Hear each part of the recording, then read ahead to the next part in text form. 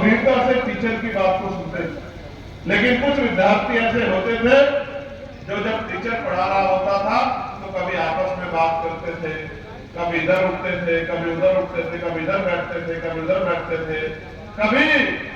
इधर उधर झांकने का काम करते थे, कभी इधर उधर कूदने का काम करते थे। तो अध्यापक तो अपनी पूरी मेहनत कर देता था और बाद में जो विद्यार्थी इस तरह का व्यवहार करते थे और उनकी समझ में कुछ नहीं आता था, तो जब पेपर आता था और वो क्वेश्चन आता था तो वो उत्तर के नाम पे कुछ नहीं लिख पाते थे और परिणाम जब उनका आता था तो परिणाम भी 0 के रूप में आता था और रिजल्ट भी 0 के रूप में आता था। बहुत लंबे समय से हम लोग चौकों पे, दहलीजों पे सर रगड़ रहे हैं और हाथ फैला के मांग रहे हैं। अगर हम खुद को तैयार नहीं करेंगे तो ये मांगने की प्रक्रिया अभी 100 साल रुकने वाली नहीं है। इसलिए हमें फैसला करना पड़ेगा कि हमें क्या बनना है। हमें तय करना पड़ेगा कि हमें मांगने वाला बनना है या देने वाला बनना है। आज तो संविधान ने सब कुछ हमारे हाथ में रख दिया है। अगर हम पढ़ लिख लें, बेहतर पढ़ाई कर लें, डॉक्टर, इंजीनियर, IAS, राइटर, वकील जब बन जाए तो कुर्सियों पर बैठ के जिला भी चला सकते हैं, प्रदेश भी चला सकते हैं, देश भी चला सकते हैं। और अगर अपने वोट को तैयार कर ले, जनमत तैयार कर ले, भाईचारा तैयार कर ले, तो वो दिन भी दूर नहीं है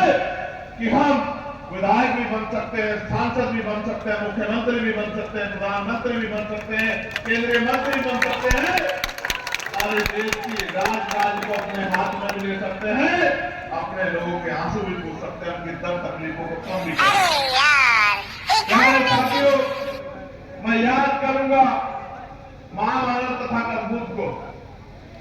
आप महसूस करके देखो कि उन्होंने राजशाही छोड़ी और लोगों की पीड़ा को अपनी पीड़ा समझ के लोगों के बीच में जाके ज्ञान अर्जित करके लोगों को समझाने का काम किया और उनके वजह से इतना बड़ा परिवर्तन आया कि जो सामंतवादी व्यवस्था थी, राजशाही व्यवस्था थी, उसमें भी मानवतावादी विचार को आगे बढ़ने का मौका। उनके बाद 600 साल पहले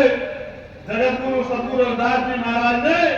बेगमपुरा का विचार देके, बेगम का मतलब होता है, एक बेगम वो होती है जो राजा की होती है और एक बेगम जो है 2 शब्दों से मिलकर बना है, बेग और गम, यानी कि बिना गम। ऐसा राज व्यवस्था जहाँ किसी के जीवन में कोई गम ना हो, ऐसी राज व्यवस्था 600 साल पहले जगतगुरु रविदास जी महाराज ने यही बनारस से देने का काम किया और पूरी दुनिया में उनके गुरु नानक देव ने पंगत में संगत का विचार दिया और चारों वर्णों के लोगों को एक सूत्र में पिरो के भाईचारे की बात की और दुनिया को संदेश दिया कि मिलजुल के भाईचारा पैदा करके हम लोग आगे बढ़ सकते हैं। तब संविधान में नहीं था, लेकिन उन्होंने कहा कि कोई छोटा मोटा कोई छोटा बड़ा नहीं है, एक ही तरह की प्रक्रिया से और मां की कोख से लोग जन्म लेते हैं। एक मां की कोख ऊंची और दूसरी मां की कोख नीची नहीं हो सकती है।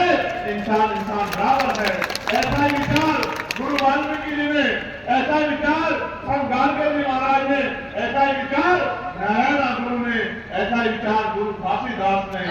और